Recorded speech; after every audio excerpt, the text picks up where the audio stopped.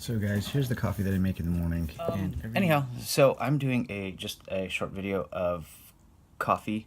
There's a lot of different things out there. I was buying bulletproof coffee quite often, and it would cost me, it's quite a few bucks every single time I order it, and then you multiply that over a week, or if you get two in a day, you're looking at $8.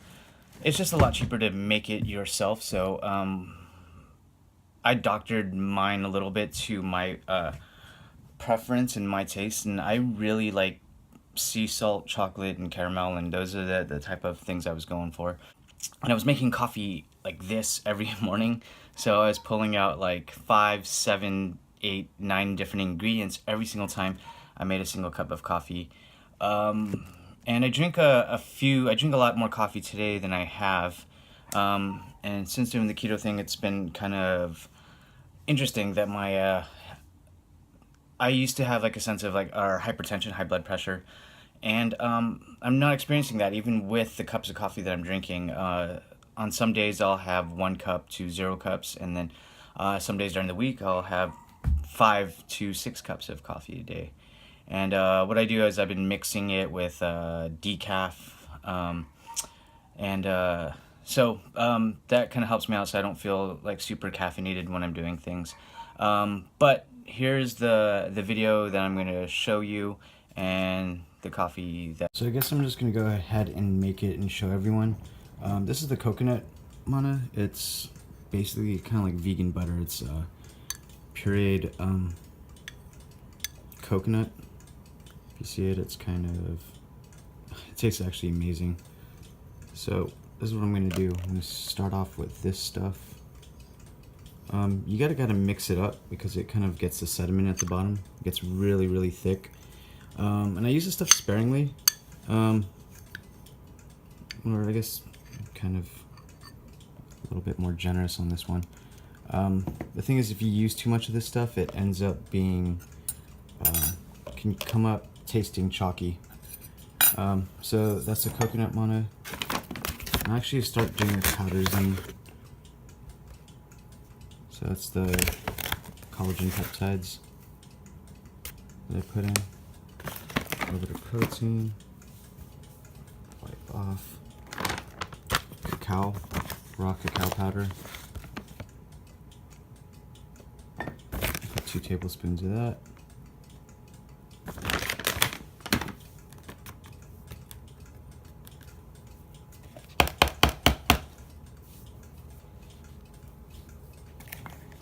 Insta ketones. So I'm using this one, it's very, if you've ever had this stuff, it tastes salty.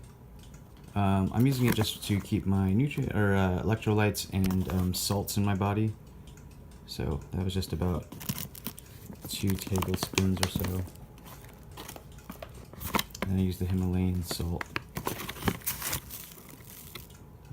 About a teaspoon should do it.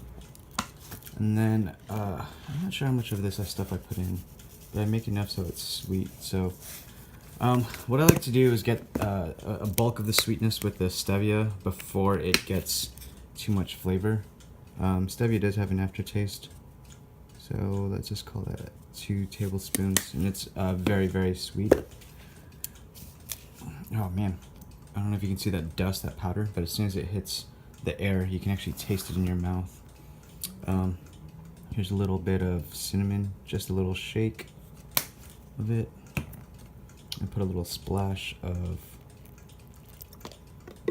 this is pure vanilla extract, and then I put actual vanilla bean paste. This stuff's amazing. If you don't have this, you can use the extract, but I don't know if you can see, it's got little vanilla beans in there. So that stuff's pretty amazing. And then this is the organic virgin coconut oil, which I'll put in. And this is going to be like the aqueous liquid. It's going to do the majority. So I've been doing about 1/3 coconut oil, and then 2/3 or so MCT oil being the liquid. So after getting all that stuff in there, I'll go and use this, just blend it.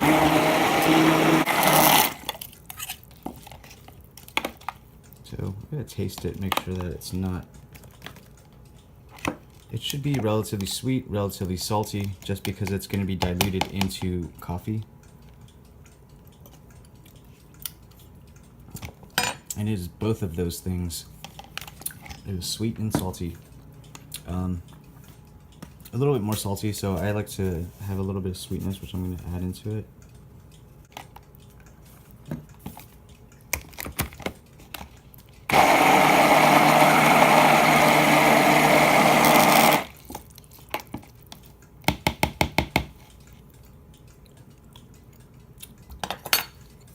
I think we're there. So this is just my particular, I don't like my coffee super sweet. This is really sweet, but once it mixes into the coffee, it will not come that way. So you can do this and add a little bit of butter. Sometimes I throw in a little bit of cream. But in turn, what I'll do is grab this stuff. I'm gonna waste all these fats. And what I'll do is I'll just pour it into coffee.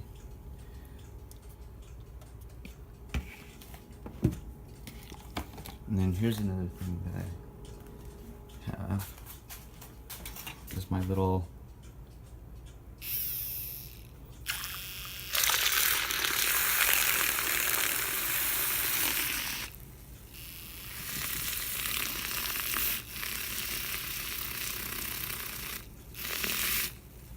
and that's kind of like my version of kind of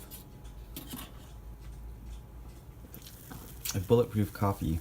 So I had to make this video, so I probably made this like 3 times, so I'm just like overloaded with. So all in all, those different things that I mixed saves me a lot of time. So every single time I was making a cup of coffee, I was probably spending not even that much, maybe 8 minutes doing it. Just coffee brews for another 5 minutes, and then another 3 minutes of getting all the ingredients, and then blending it, and then putting them away.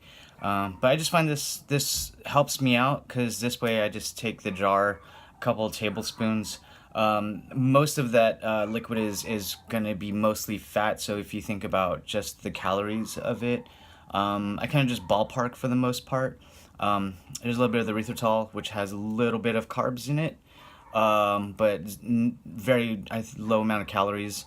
And then you have all those different fats. So in a sense, I just kind of treat that entire mixture as fat. So whether it's like 90 to 100 calories per tablespoon, that's what I'm thinking. So 100, 200, 250 calories to mix and blend that I go into it. So if you're counting calories or carbs, there's just some things to look into.